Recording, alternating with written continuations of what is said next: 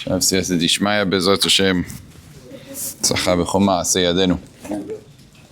Alright, Parashat, Acharei and Kedoshim. We have two Parashiyot. Of course, Parashat Acharei talks a lot about Yom Kippurim and various other halachot that pertain to it.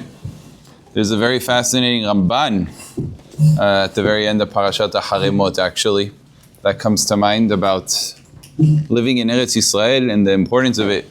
Actually relevant now, the state of Israel celebrated Yom Ha'atzmaut, which is on the 5th day of Iyar.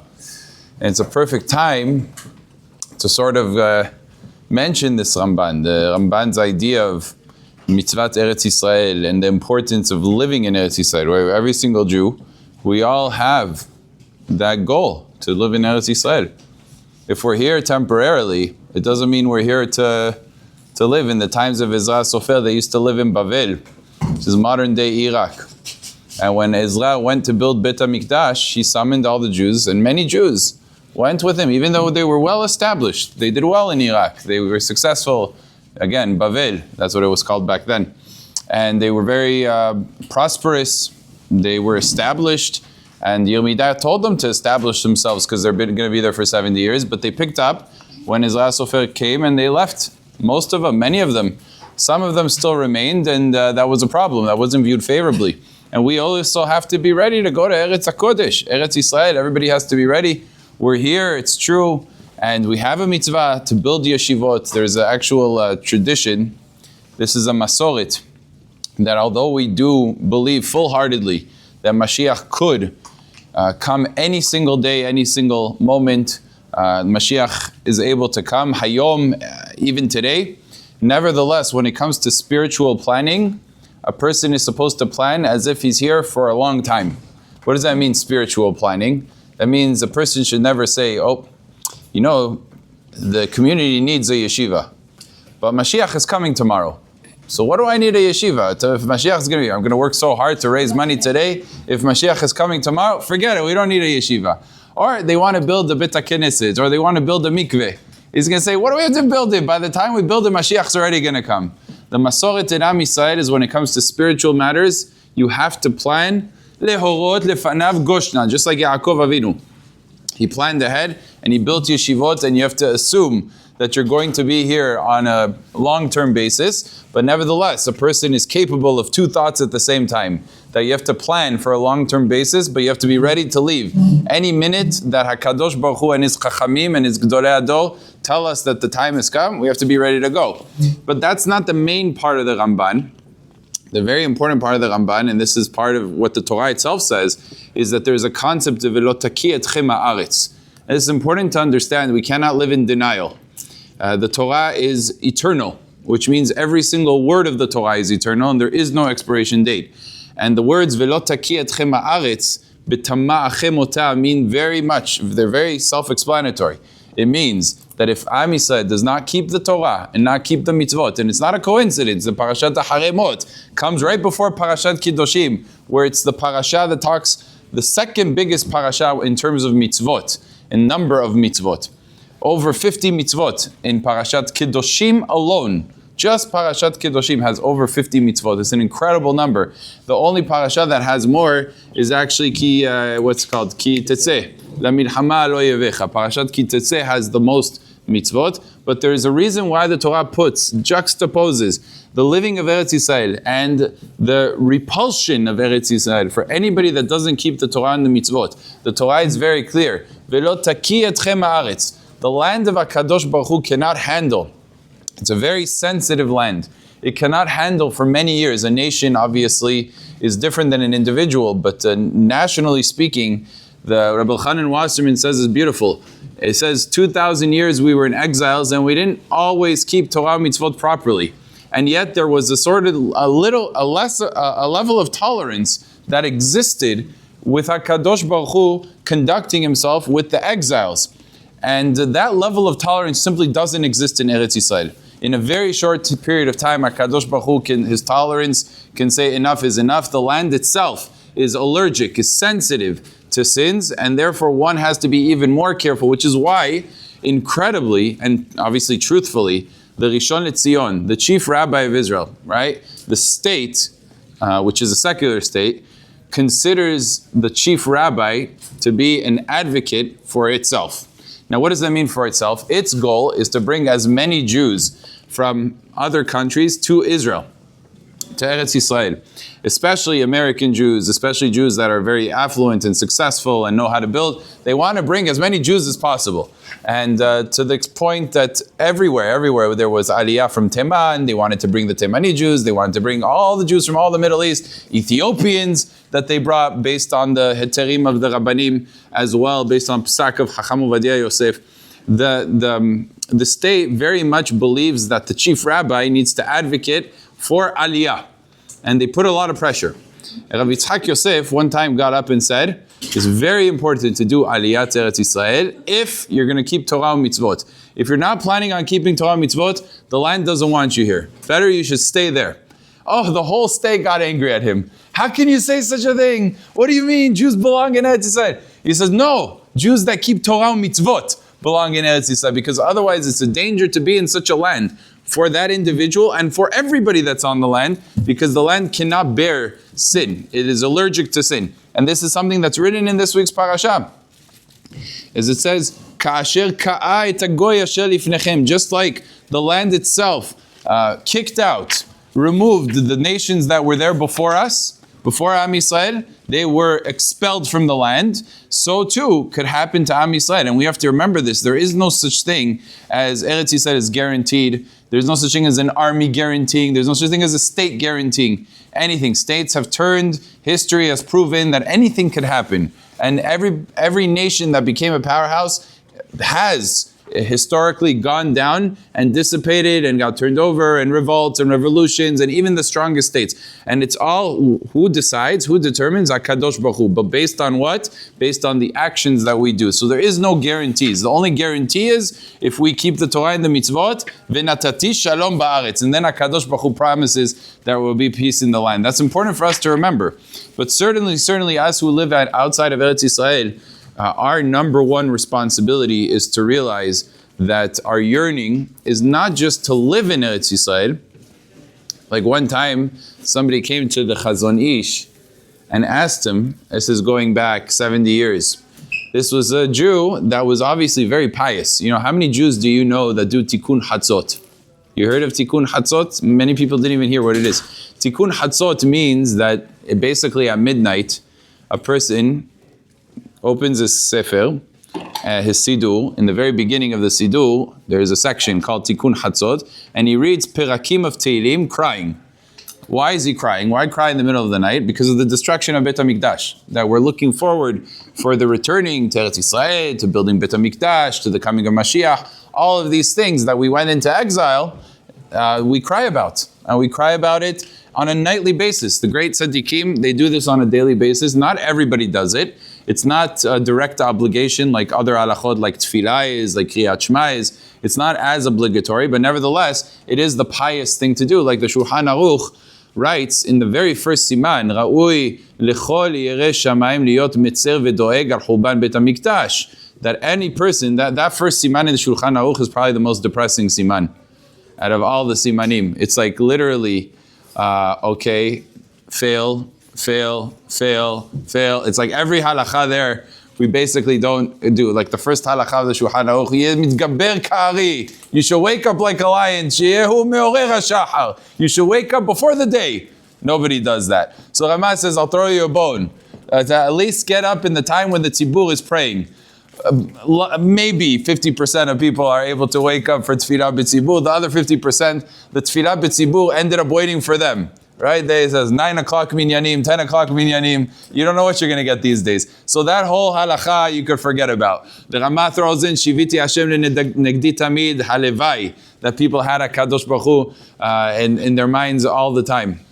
And then the halacha about tikkun chatzot, all these halachot, there's a tremendous amount of halachot that the Shulchan Aruch in the very first siman, korbanot is brought down in the first siman, and many people don't do that either.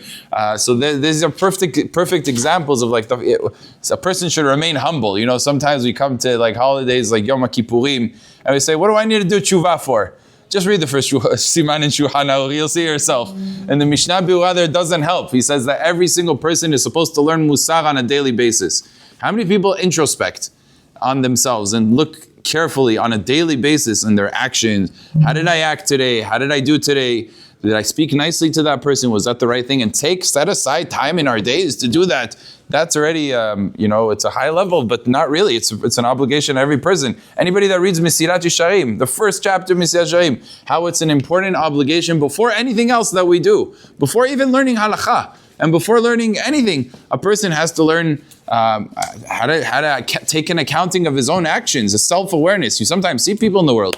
It's so sad. You see people that are very unaware of themselves.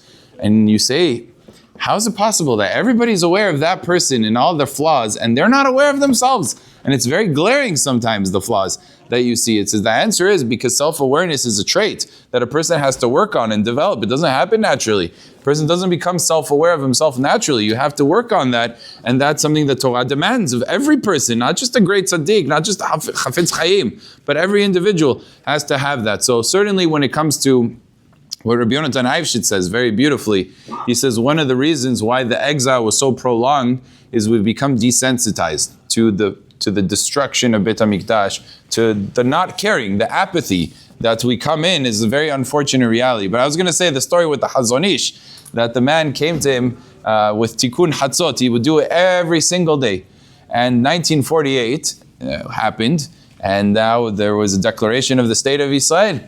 And we have our own state after 2,000 years. It's not something to take for granted, right? I mean, we live in a period, I think everybody here was born after 1948, but there, Baruch Hashem, are still people around 80 years old, 85 years old that were alive before there was a state of Israel. And they know how it's not such an obvious thing. Like, people lived their lives yearning that there should be a state in Medinat Israel, a Jewish state. It was like it was a fantasy, like almost similar to what today we view like Beit HaMikdash.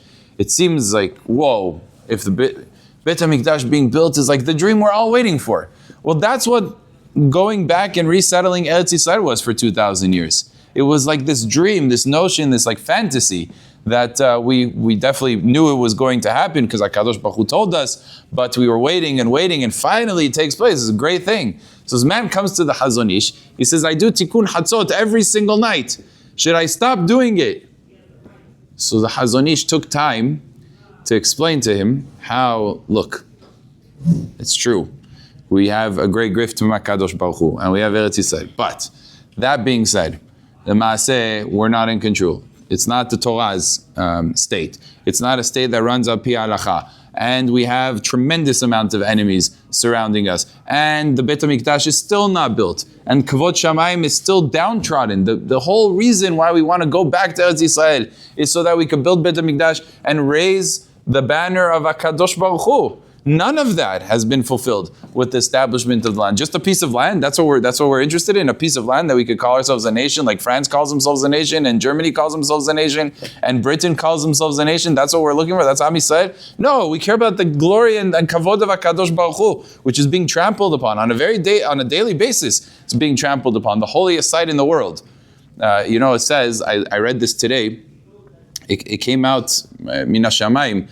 Today I was writing about the halachot of Tisha B'Av. I was doing the simanim. And Chacham Ovadia has a tshuva about Tisha B'Av where he was asked, it says Nahaim, there's a special bracha you're supposed to say on Tisha B'Av. Instead of Tishkon B'toch Yerushalayim Yirecha, Baruch Atah Hashem Bonei Yerushalayim, there is a bracha, Baruch Atah Hashem Menachem Tzion B'Vinyan Yerushalayim. We sort of substitute in between that, in that bracha, there's a substitute addition we do on Tisha B'Av. So Chacham Ovadia was asked, perhaps now that we have Yerushalayim, we have Eretz Yisrael, maybe we should remove some of the text and maybe we should change it and alter it, or maybe B'chla not say it altogether. What do you mean, B'vinyan Yerushalayim? B'vinyan Yerushalayim, we say Yerushalayim is the most developed, the most built. And he goes throughout every sentence of that tefillah is absolutely applicable today. It's an amazing piece, and Ovadia had such a style in writing. He wrote about it so beautifully. It's just like, I felt like just copying the whole thing. It's just an amazing part. How he explains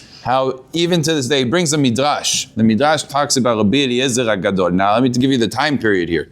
Rabbi Eliezer HaGadol lived 2,000 years ago. Okay?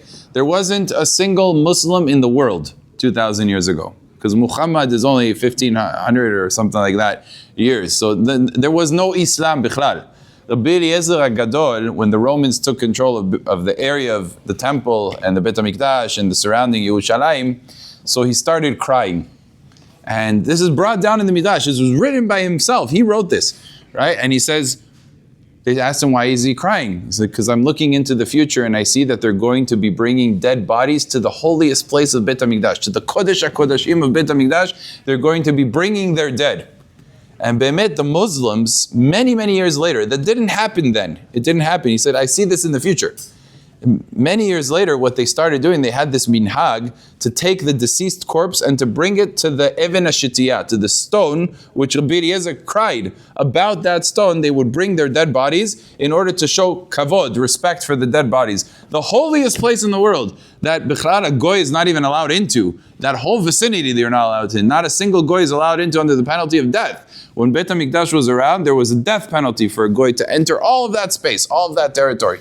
It was a death penalty. Kodesh HaKodashim, even the Kohen Gadol is only allowed to enter once a year into Kodesh HaKodashim. A dead person, that's like literally the worst kind of tum'ah you could have. The desecration that is happening in today's day and age, in the area of Beit HaMikdash and surrounding areas. How can we go ahead and say, oh, okay, everything is fine, we don't need Baracha Binyan Yerushalayim, we can erase this Baracha, we don't need to do Tikkun Hatzot. So Chazon Ish, in a gentle way, explained to this obviously caring Jew, but very innocent in his knowledge of Torah, very lacking in his knowledge of Torah, explained to him gently how we're not there yet, the Geula hasn't happened, there's still a lot to do until we bring the Kavod of Shamayim, and everything should remain the same, and we still need to cry over the fact that the Shekhinah is not present with us. This man understood it, but the word came back to the Brisker Rav. He said it takes a man like the Chazon Ish to have such patience to explain to a person, well, for 2,000 years we were yearning for the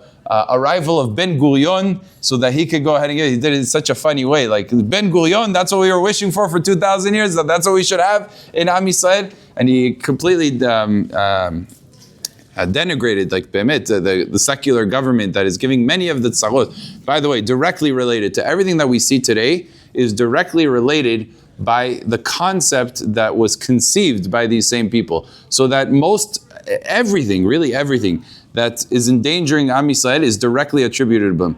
And think about it, if the establishment, the people that established the state, the whole motivation, it was completely not spiritual, it was the opposite of spiritual. It was take away people from spiritual and bring them into the secularism.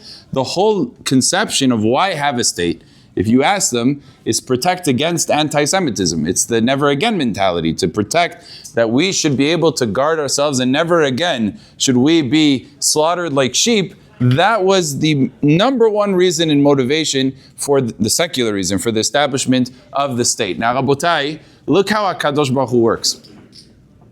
There was never more anti-Semitism in Am Yisrael as there is today. The whole reason for the state was to defend ourselves against anti-Semitism. The Ma'aseh, the world hates us 10 times more than they ever hated us. And why do they hate us? Because we have the state.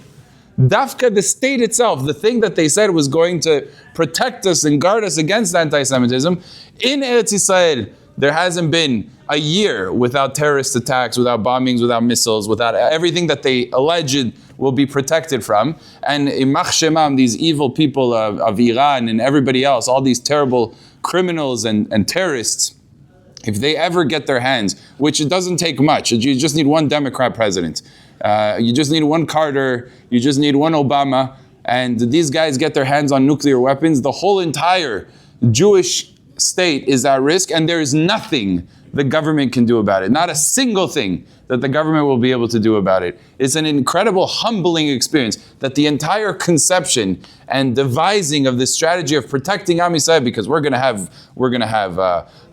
F-16s, and we're going to have tanks, and we're going to have guns and rifles, and we'll protect the Jewish people. Literally, in one president, one circumstance, HaKadosh Baruch Hu can arrange that the whole entire nation is under threat of annihilation, of complete annihilation. It's an incredible, humbling experience that every one of the devised plans not only did not help, it backfired tremendously in causing our destruction. So where is it at? It's obviously not at the secular level. It's at the religious level. The only thing protecting us is the Torah, is the mitzvot, is the maasim. That's the greatest iron dome that Am Yisrael has against anything. And more and more people, the Prime Minister himself sees this. The Prime Minister gets it. He's finally started to get that I don't understand how they didn't understand this until now. They're the ones that know how much things go wrong and how much HaKadosh Baruch Hu is the one doing the miracles and running the show. But nevertheless, at least the Prime Minister is starting to get that HaKadosh Baruch Hu matzilenu miyadam, that Hashem is the one protecting us and saving us. How much of it is honest, is genuine, how much of it is just politics to upset the leftists? Who knows? You don't know exactly how much of it is genuine or not. Any politician is muhzak to say whatever is more efficient. But at the same time, if he says it, that you give him credit. You give credit where credit is due, if he makes those type of determinations. But that's really Parashat Acharei. I didn't even want to discuss this. It was not even on the table. But for discussion, but Lemaaseh, that is an important ideal. I do encourage everybody that has a spare moment to read the Ramban. Now Art Scroll has a translated Ramban on the Chumash. They have it in English. You can read it in English. If you're able to read Hebrew, read the Hebrew on Velo takia aretz etchem betama achem ota, the whole notion of Eretz Yisrael, the Yeshuv of Eretz Yisrael, the importance of each and every single one of us understanding that we're ready to turn and to go to Eretz Yisrael the minute that it becomes the Da'at Torah for us. L'maaseh, it's not necessarily for everybody to pick up and leave. That's something a person should consult, because Eretz Yisrael has its own set of circumstances that people from America, I've seen more than once, people in America with a good heart, a good spirit, very, very pro, but they made a mistake in going up. Sometimes it's effective, sometimes it's not. It really just depends on strategy and the situation. So there is obviously things to discuss about going to Israel, but the mentality of I'm ready to go whenever it's the right thing for me to do, whenever it's the sack of the Gedolei Adol for me to go, I'm ready to pick up and leave and abandon everything, all the luxuries, all the shtuyot of America, the fancy cars that you're not going to be able to take with you, and maybe the homes, it depends. The homes maybe you'll be able to take. If there's Kiddusha in the house, it might come together with it. It says the Batei Knesiyot and the Batei Midrashot, they go. They travel. They're going to take them with Ed Al is going to have to prepare special planes. They'll figure it out. I'm sure they'll figure out a way. But the Batei Knesiyot are certainly going to Eretz Yisrael.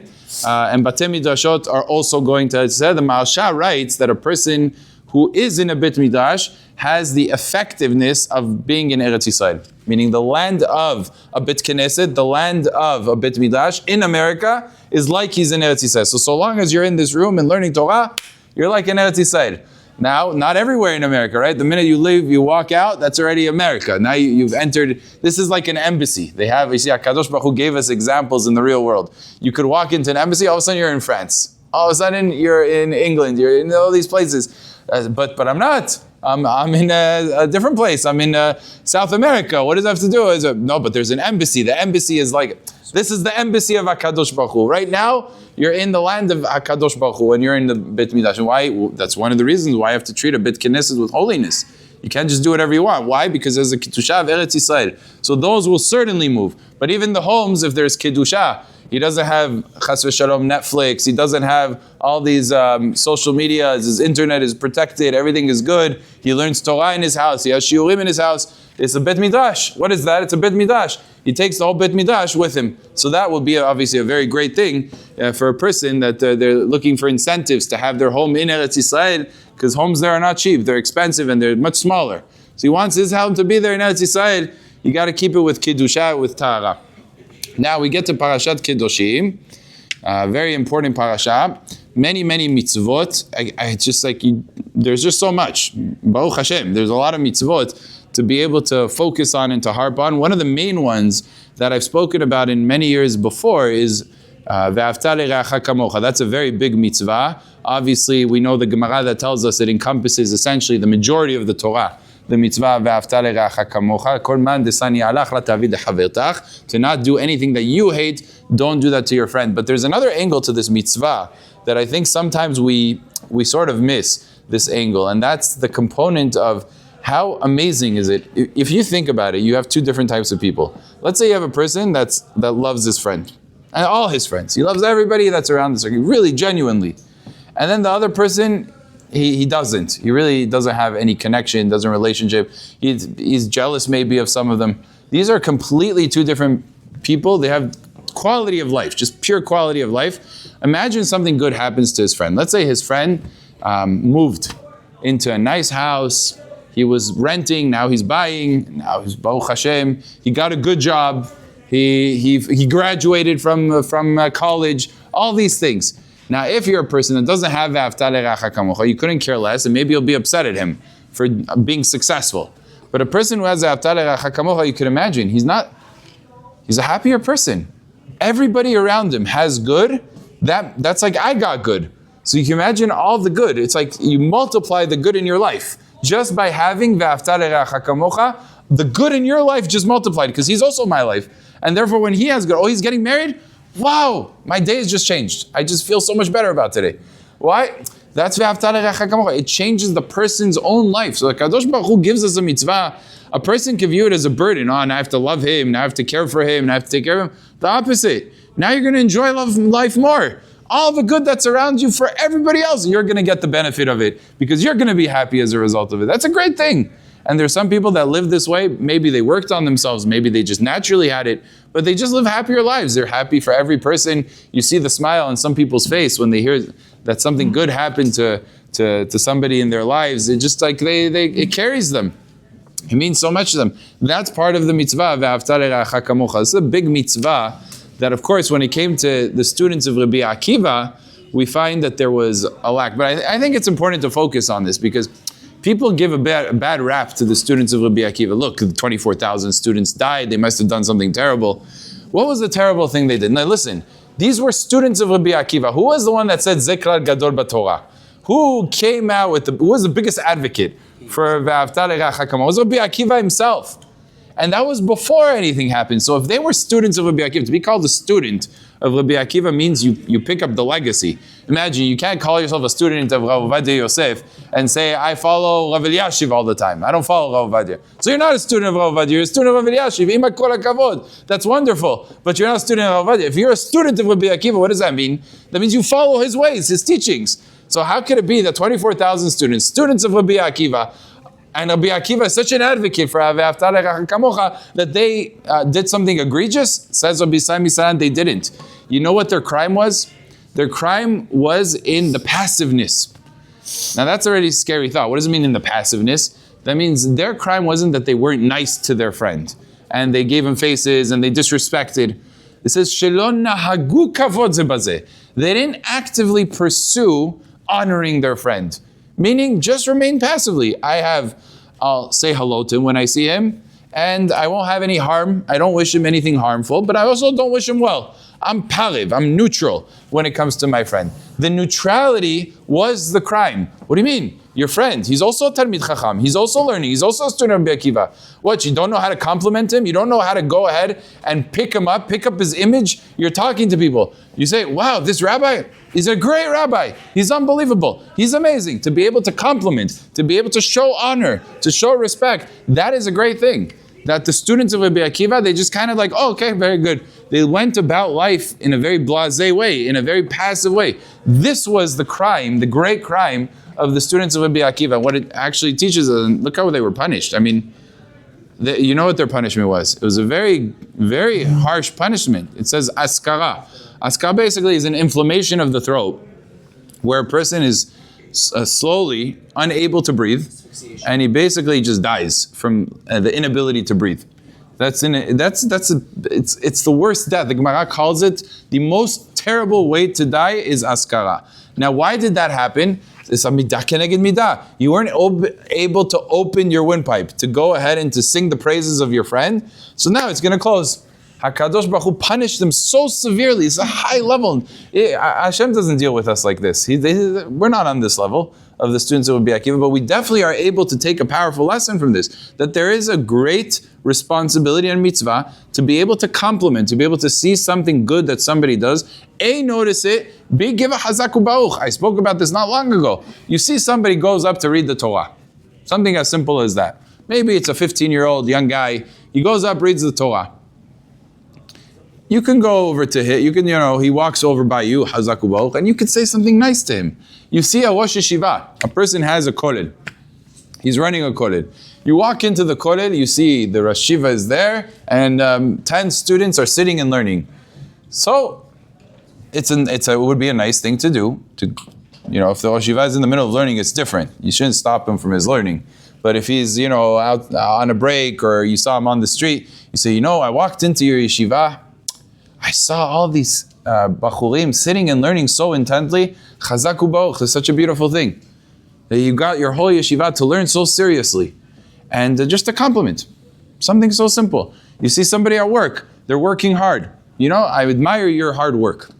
Something like that. It's just certainly at the house. You have children, a person has children. Compliment his children. Chazak u'baruch for coming tonight. Right? You compliment your children.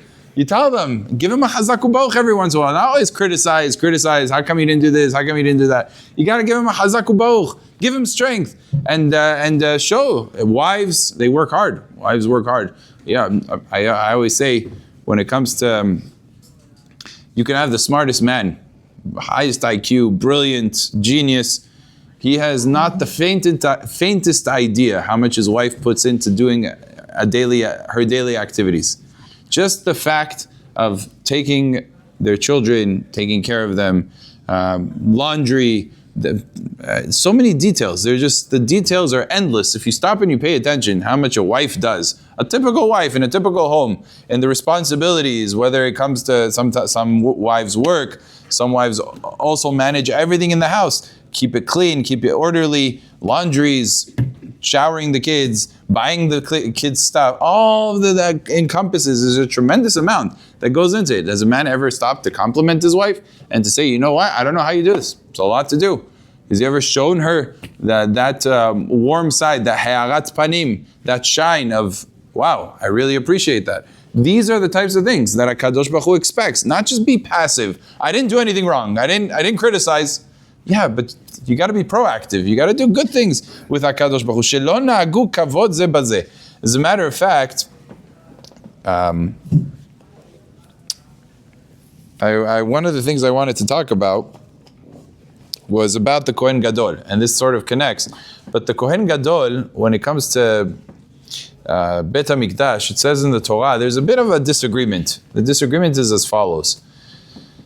We know what HaKadosh Baruch Hu says, that Aharon HaKohen goes in on Yom HaKippurim into the Kodesh HaKodashim, into the holiest of holies. What about the rest of the year? So Pasuk says, V'al yavo b'chol et el HaKodesh. He's not allowed to go whenever he wants. But the Gaon Mevina picks up on a point here. So what does it mean, b'chol et? Al yavo b'chol et. He's not allowed to go whenever he wants. He's not allowed to go ever except for Yom HaKippurim. So what does it mean he can't go whenever he wants? As if there's times where he's able to go.